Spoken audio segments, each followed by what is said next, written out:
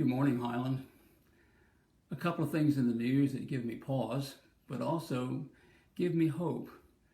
Unlikely sources, really, today. One was the wife of the NFL quarterback Drew Brees. Her name's Brittany. She apologized for saying some things and apologized for some things her husband had said. And in essence, she said, "I didn't understand, and that makes me part of the problem." The other was Joey Votto, who was the all-star first baseman for the Cincinnati Reds. He wrote an op-ed in the Cincinnati Enquirer. And in that he talked about a teammate who just begged him to watch the video of George Floyd's death. Votto says he jumped to the conclusion that Floyd must have done something to provoke the officer. But then as he watched and watched and watched, that was no longer a defensible position, and he began to weep. And then he admits that his white privilege has kept him from seeing.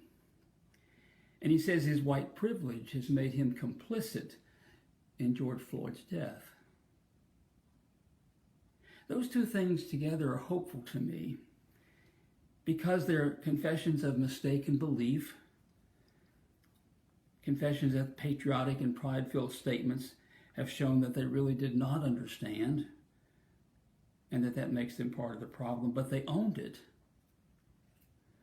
They dared to listen. They dared to see differently, and it's a beginning.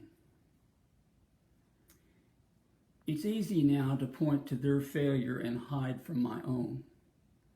It's easy to praise their confession and indeed their conversion and hide from my own need for confession. It's not enough to say I'm not a racist. I must ask myself, how have I looked away?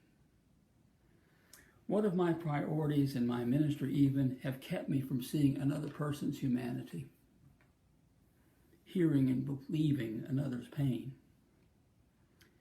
I must ask how my thinking, my seeing, my doing, how that lines up with my believing. I've quoted since I was a teenager the passage of doing justice and loving mercy and walking humbly with God. But what does that mean for actual living today? A couple of nights ago, my wife and I watched the movie Just Mercy, based on a true story of the efforts to get a man off death row, get his conviction overturned because of the flimsy evidence, virtually no evidence. In one early scene, the young African-American lawyer just out of law school who goes to the prison to see his client is humiliated by a prison guard, handsome young white man who seems to delight in humiliating this black lawyer. He reflects the ugliness of the culture, both the community and his work. But during the long struggle to get justice for this man on death row, he slowly begins to see, it's never stated outright in the movie, but there comes a point when it's clear to everybody with any eyes and open mind at all that the man is innocent. And then there's this small kindness. It's just a small opening, but you get the sense that he is still able to learn. Our task is to notice what's going on, to see the video, but also to know more about what's going on. What happens in healthcare, that our pandemic's suffering has fallen disproportionately upon minorities. What's happening with the wealth in our country when my African American counterparts, I have 5 times what they have in terms of wealth.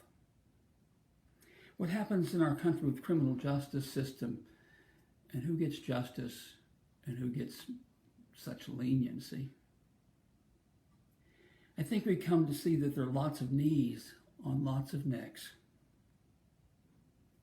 My hope is it does something like an article I read about a foot washing service where white clergy knelt and washed the feet of African American demonstrators, all the while acknowledging a history of atrocities and lynchings and injustice and cruelty.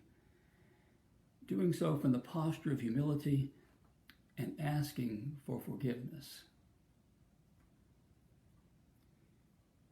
It's repentance, a word we've used in church for centuries.